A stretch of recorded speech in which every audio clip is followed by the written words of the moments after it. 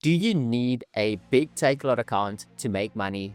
Does a low revenue account with high margins make money on Takealot?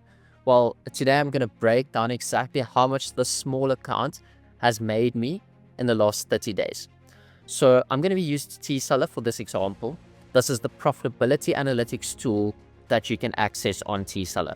So we're going to do the last 30 days. As you guys can see, that is from the 1st to the 31st of January. And we are going to see how much profit we made and just break down everything there is when it comes to selling on Takealot. So first of all, we can see that we have done 32,000 Rand worth in sales on Takealot. The app says we have generated 13,000 in gross profit. We sold a total of 89 units. Profit margin of 42%. That is crazy. Total expenses, which is 18 grand. That would be your Takealot success, fulfillment fees, sponsored product ads, shipping cost. Those type of fees will all attribute to that. We've had a total of 0 returns. And then you guys can scroll down. You can see additional Takealot fees. We spent 2,300 Rand in credits to promote, which we haven't even spent the full amount. We've only spent like 1,000 Rand this month, but we've topped up our wallet with 2,300 Rand. So let's just keep it at that for now. We have had 104 Rand in stock transfer fees, 39 Rand in storage fees, and obviously the Takealot subscription. So what I'm going to do is I'm going to export all of this so that we can look at it on Excel to see exactly how much we're making, where we're making it, and just give you guys a breakdown of exactly what's going on. So to export the product, we're going to go to export at the top and we're going to configure it. So we are going to choose VAT inclusive because this business is not VAT registered. Then we're going to click on continue. We are going to turn off excluding preparing orders because I want to see what is going to be paid out to me right now, not with products still being needed to be delivered to the customers on Takealot. So I'm excluding those that haven't been delivered because Takealot would still owe me money for it. So I'm just letting that go out for now. Then I'm going to click on continue. These I'm going to leave exactly how it is, but at the bottom, additional advanced settings, I'm going to add an additional expense. So this business has an employee that does packaging for the business, and we are going to enter in 3,000 Rand worth of cost for that salary. So I'm just going to call it staff. So the staff, 3,000 Rand, we're going to enter that in, and then that is going to be accounted towards our expenses. So that's already 3,000 Rand that we have to pay someone that packages products and packs it so that we can send it to Takealot. So we have a staff, we have an employee with this business. So let's see how much we're making at the end of the day. Then we're going to click on continue, and then we're going to click on export, and that is going to export the file. And now we can view it in Excel. So I've opened the file in Excel now. And for the purpose of the video, I'm going to hide the products and the offers and SKUs so that we can just look at the breakdowns exactly. So you can see here's our selling prices for these products.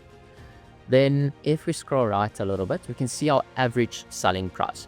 Because we've entered into promotions, changed the price within the month, we don't sell the product exactly the same price as we always do. So we have an average selling price that TSeller works out for us. Then we have our success fee per unit. Then we have our fulfillment fee per unit. We have our product cost per unit. So you can see we can just enter in all of this. We've entered everything into Takealot and we just pull it with TSeller. Then we have other costs. Other costs would be something like a little box or packaging that we need, sellotape, those type of things that we use for those products. And then we have a total input cost. So total input cost would be product cost plus your delivery fee, and that will be your fulfillment fee as well and your success fee, and that will give you your total input cost. Then we have our gross profit per unit. So as you can see, we make great margins. We have 36%, almost 70, almost 70 again, almost 40, 36 again, almost 20.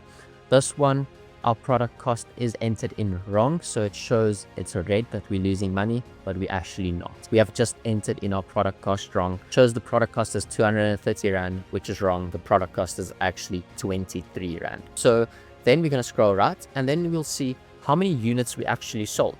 So we sold 28 units of this product, 26 products of this, 13 of this, 16 of this, 411. So if we look at net sales, we've generated 12,000 on this product, 8,700 on this product, 7,000 on this, 2, 4, 700, 4, and 300.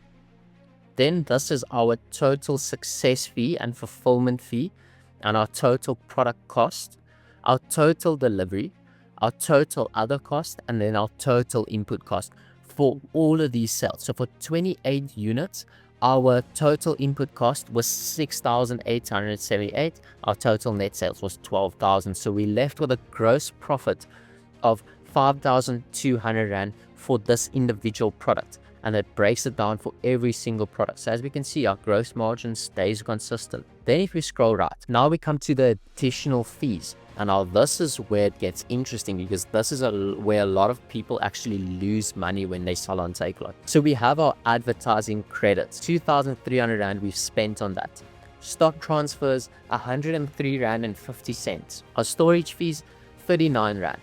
Takealot subscription, 460. And as I've entered in earlier, our overhead, which is a employee, which is 3,000 Rand. If you have other expenses that you can also enter, you just do that in the exact same way, and it will account for those fees when you're doing your profit export. Then if we scroll right, we now get to this column. We can see our total unit right here. We can see our total net sales, which is 32,000 Rand.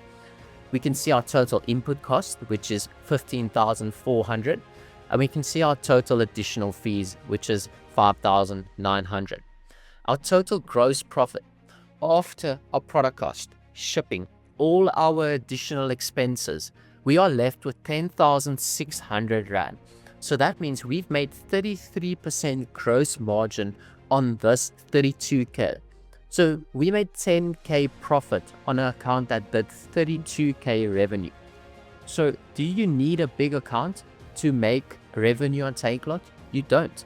You need a product with high margins, and you need to sell it profitably. You don't need to sell a lot of units. I mean, 32K a month is low revenue compared to other Takealot accounts.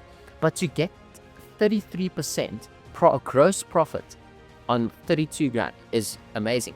So this means this business made 10,600 Rand after all expenses paid, all Takealot fees.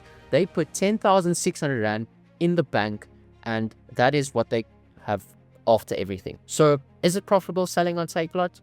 I just proved it to you guys. It is, and you don't need a big account. This is literally done with 1, 2, 3, 4, 5, 6, 7 SKUs.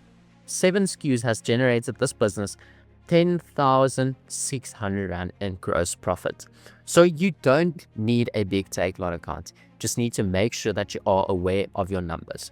So use TSeller, work out your profitability, see how you actually end up as a business at the end of the month by using this tool. It is very, very powerful. All of you can use it. It is available on the TSeller web application. It's also available on mobile, but you just can't export into Excel. So give it a go. See if your business is actually profitable, because that's the only thing that matters. It doesn't help you do revenue, but you don't do profit.